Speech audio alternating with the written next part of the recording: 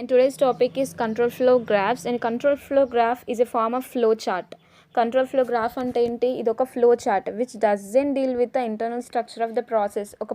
ఒక ప్రోగ్రామ్లో ఏం ప్రాసెస్ ఎలా జరుగుతుంది అనేది దానికి అవసరం లేదు. Rather than it shows the data flow and control flow between the processes. ఒక ప్రాసెస్కి ఇంకొక ప్రాసెస్కి మధ్య డాటా ఫ్లోని అండ్ కంట్రోల్ ఫ్లోని మాత్రమే ఇది స్పెసిఫై చేస్తుంది అనమాట. Every control flow graph has the same mandatory elements they are. ప్రతి ఫ్లో గ్రాఫ్కి కూడా సేమ్ కంట్రోల్ బ్లాక్స్ ఉంటాయి. ఏంటవి? సేమ్ బ్లాక్స్ ఉంటాయంట. అవి ఏంటంటే process block, decisions and case statements and junctions. First one is process blocks. Process blocks అంటే ఏంటి? Process block is a block which consisting of the sequence of statements which once initiated results in execution of all the statements in the block. Process block అంటే ఏంటి? ఒక process ఉంటుంది, ఆ ప్రాసెస్కి ఏమేమి statements కావాలి అనేదంతా internal black. So మనకు అదంతా అదంతా అవసరం లేదు. And process blocks are neither inverted by decision not by the junction. Process అంటే ప్రాసెసే, దాంట్లో జంక్షన్ అండ్ ఇంకోటి ఏంటి డెసిషన్స్ అవన్నీ అవసరం లేదు. ఓన్లీ ప్రాసెస్ అంటే ప్రాసెస్ బ్లాక్ మాత్రమే. And every process has a entry and exit point. First ప్రాసెస్కి ఒక ఎంట్రీ ఉంటుంది అండ్ నెక్స్ట్ ఎగ్జిట్ ఉంటుంది. And consisting of a single or series of statements, control flow graphs are not concerned with the details of operation in the process block. So the test case is designed accordingly. మనకి లోపల ఉండే operations, ఒక్క ఆపరేషనా రెండు operations అదంతా అనవసరం. So process అంటే process, ఒకటే process, దానికి ఒక ఇన్పుట్ ఉంటుంది, దానికి ఒక అవుట్పుట్ ఉంటుంది. And series of statements and control flow గ్రాఫ్లో ఉండే అవన్నీ మనకు అనవసరం కదా. సో ప్రాసెస్ అంటే ఏంటి? ప్రాసెస్ అంటే దాని లోపల కొన్ని సెట్ ఆఫ్ స్టేట్మెంట్స్ ఉంటాయి, దానికి మనం ఒక వే ఇవ్వాలి, అంటే ఒక పాత్, ప్రాసెస్ ఏ వేలో వెళ్ళాలి అని ఒక పాత్. సో దానికి ఒక ఇన్పుట్ కావాలి అండ్ ఒక అవుట్పుట్ కావాలి. And decisions and case statement. Decision is a point in the program at which the control flow can split. For example, ఒక స్టూడెంట్ పాస్ ఆర్ ఫెయిల్ అని తెలియాలి. డెసిషన్ అంటే ఏంటి? ఇక్కడ marks greater than 26, so pass, otherwise no, fail. So 2 decisions ఉన్నాయి కదా. అట్లనే at which point మనం కంపేర్ చేసినాం కదా, లెస్ దెన్ 26 ఫెయిల్ కదా. సో 26తో కంపేర్ చేసిన ఆ పాయింట్ని ఇక్కడ మనం డెసిషన్ స్టేట్మెంట్ అంటాం. అండ్ ఇక్కడ మన ప్రోగ్రామ్ స్ప్లిట్ అవుతుంది టూ వేస్లో. And the flow gets diverted into one of the many options available. ఒక్కొక్కసారి ఎస్ఆర్ నో కాకుండా మోర్ దెన్ ఆప్షన్స్గా కూడా డివైడ్ అవ్వచ్చు. And mostly decision split into 2 way. Mostly మనం 2 వేస్లో డెసిషన్ని స్ప్లిట్ చేస్తూ ఉంటాం, బైనరీని యూజ్ చేసుకొని. Yes or no, true or false. Binary అంటే 0 or 1 అంతే కదా. అంటే occasionally. And the split in to 3 way branches. Occasionally మనం దాన్ని 3 వే బ్రాంచెస్లో డివైడ్ చేస్తాం. ఏంటి? Average, poor, average and last one is more marks. అట్లా డివైడ్ చేస్తాం కదా. సో అది 3 వే బ్రాంచ్ అనమాట. And the test case design is comparatively easy for 2 cases rather than 3 cases. మనం 2 వేస్గా డివైడ్ చేయడం ఈజీ ఎస్ఆర్ నో కన్నా. ఎస్ఆర్ నోగా డివైడ్ చేయడమే easy more than 2 కన్నా. అంటే 3 తీసుకున్నాం అనుకోండి, 3 డెసిషన్స్ వచ్చినాయి అనుకోండి కింద, దానికన్నా ఈ 2 వే ఈజీ ఉంటుంది అనమాట. అండ్ ఇక్కడ డయాగ్రామ్ ఇచ్చున్నాడు.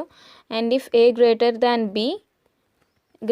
బి ఎస్ అయితే దెన్ డూ, అదర్వైజ్ నో అయితే ఎల్స్ డూ. అంటే ఇంకొక స్టేట్మెంట్ ఎగ్జిక్యూట్ అవుతుంది అనమాట. అండ్ కేస్ స్టేట్మెంట్ అంటే ఏంటి? Any decision can split the control are flow into different way branches. ఇందాక చెప్పినట్టు 2 వే బ్రాంచ్ కాకుండా మల్టీవే బ్రాంచ్గా అది డివైడ్ అయితే case statement. For example switch ఉంది, స్విచ్లో మనం డిఫరెంట్ కేస్ స్టేట్మెంట్స్ ఉంటాయి.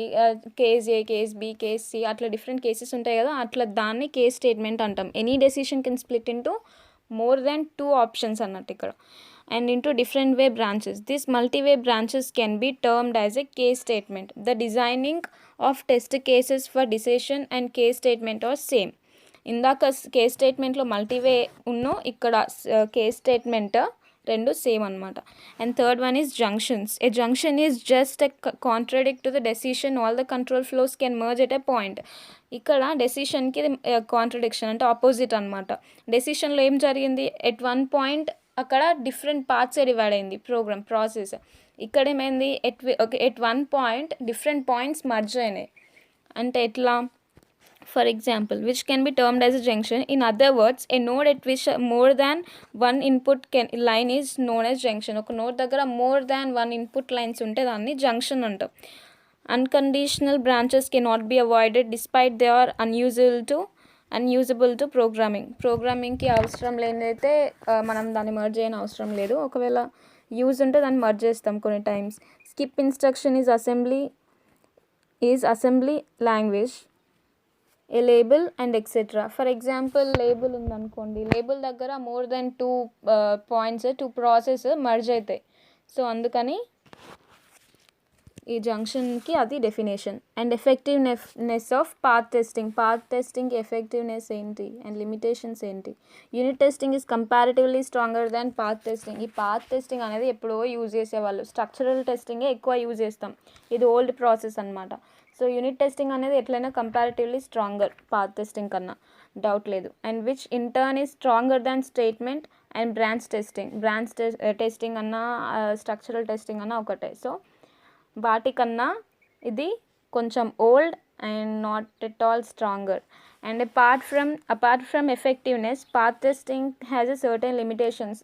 అట్లా అది ఎఫెక్టివ్గా లేకపోయినా కొన్ని లిమిటేషన్స్ కూడా ఉన్నాయి దీనికి. ఏంటంటే, all the paths may not be converted if there is a bug. ఒక బగ్ ఉందనుకోండి, కథం అక్కడికి ప్రోగ్రామ్ ఫినిష్, అక్కడికి ఫ్లో అయిపోయింది, ఇంకా దాన్ని మళ్ళీ కన్వర్ట్ చేయలేం.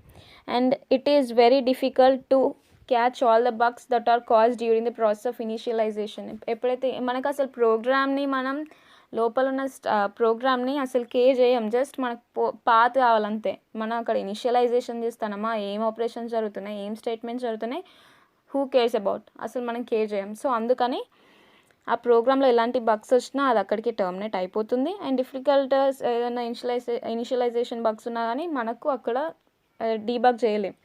And path testing doesn't deal with specification errors. Path testing అనేది స్పెసిఫికేషన్ ఎర్రర్స్తో కూడా డీల్ అవ్వదు.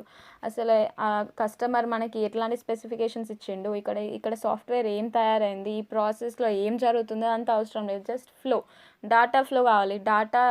డాటాని డివైడ్ చేసుకున్నామా, మర్జ్ చేసినామా, అంతే కథ. And illegitimate functions or missed functions cannot be identified during the path testing. చెప్పినాం కదా, లోపల ఏం జరుగుతుందో అవసరం లేనప్పుడు అందులో స్పెసిఫికేషన్, ఇనిషియలైజేషన్, అక్కడ బగ్స్ ఉన్నాయా లేవా, అండ్ ఇల్లీగల్ ఫంక్షన్స్ ఉన్నాయా లేవా, ఫంక్షన్స్ మిస్ అయినవా, అవేం మనకు తెలియదు. సో ఇదంతా లిమిటేషన్స్. అండ్ వర్క్ మరి ఎలా జరుగుతుంది పాత్ టెస్టింగ్లో. Path testing involves a lot of work.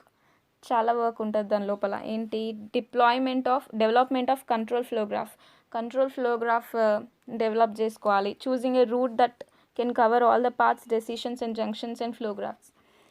ఒక పాత్ చూస్ చేసుకోవాలి, దాంట్లో అన్ని పాత్స్ కవర్ అవ్వాలి, అన్ని డెసిషన్స్ కవర్ అవ్వాలి, అన్ని జంక్షన్స్ కవర్ అవ్వాలి, అండ్ మొత్తం ఒక ఫ్లో గ్రాఫ్లో కవర్ అయిపోవాలి. అదంతా పాత్ టెస్టింగ్ వర్క్.